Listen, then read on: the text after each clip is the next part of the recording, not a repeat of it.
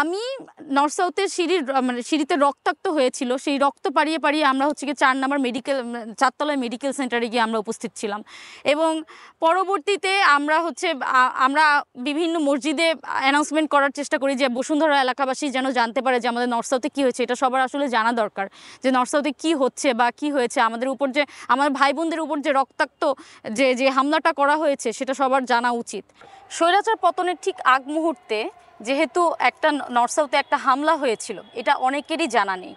ঠিক স্বৈরাচার পতনের আগ মুহূর্তে বা বিজয়ের আগ মুহূর্তে এই বিষয়টি ঘটার কারণে অনেকের চোখে নজরে বা হাইলাইটে সেই জিনিসটি আসেনি।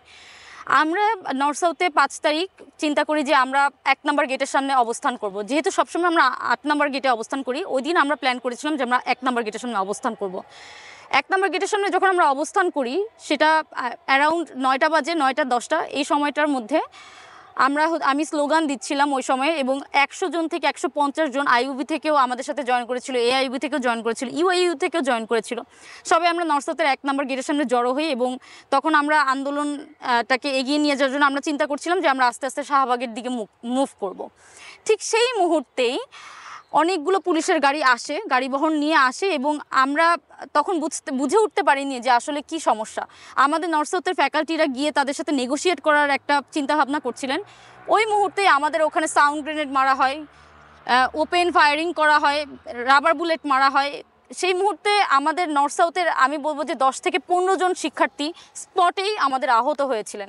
এবং আমি যদি আমার একটা পার্সোনাল এক্সপিরিয়েন্স শেয়ার করি, ওই জায়গাটাতে আমি যখন এইভাবে আমাদেরকে মারা হচ্ছিল, আমরা আমাদের নর্থ সাউথের অ্যাডমিন বিল্ডিংয়ে গিয়ে আশ্রয় নিয়েছিলাম।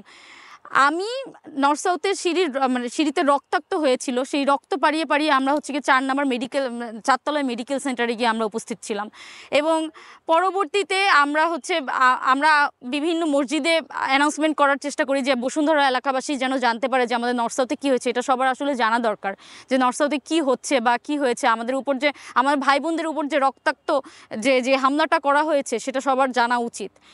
পরবর্তীতে আমরা 11টা সাড়ে 11টা নাগাদ বসুন্ধরা এলাকার সব মানুষজন জেনে যায় আমাদের নর্থ সাউথে এরকম শিক্ষার্থীদের উপর হামলা করা হয়েছিল, এবং তারা বসুন্ধরার সাধারণ জনগণ এবং রাস্তায় তারা নেমে আসার পরে তারা সবাই গিয়ে বসুন্ধরা গেটে জড়ো হয়, এবং বসুন্ধরা গেটে আবারও একটা আমাদের উপরে হামলা করা হয়। তখন গিয়ে আমি আশ্রয় নিয়েছিলাম গ্যারেজে, এবং অনেকেই গিয়ে সেখানে আশ্রয় নিয়েছিল। পরবর্তীতে তো আমাদের 12টা বাজে আর্মিরা ও জায়গাটাতে আমাদের ব্যারিকেড দিয়ে ফেলে, এবং আর্মিরা আমাদেরকে শান্ত করে যে আমরা আপনাদের সাথে আছি এবং আমাদের জাতির উদ্দেশ্যে একটি ভাষণ দেয়া হবে। তখন আমরা একটু স্বস্তি ফেলি যে হয়তোবা আমাদের জন্য কোনো বিজয়ের সুখবর আসছে বলে আমরা ধারণা করছিলাম। ওই সময়টার অনুভূতি কেমন ছিল? ওই সময়টাতে আসলে একটা পর্যায়ে যখন গিয়ে 5 তারিখে যখন নর্থ সাউথে এইভাবে হামলা হয়, তখন তো আমরা অনেক ভয় পেয়ে গিয়েছিলাম যে আসলে আজকে কি হবে বা কি হতে চলছে। এই জিনিসটা ভেবে আমরা ভয়ে আতঙ্কগ্রস্ত হয়ে গিয়েছিলাম। পরবর্তীতে আমরা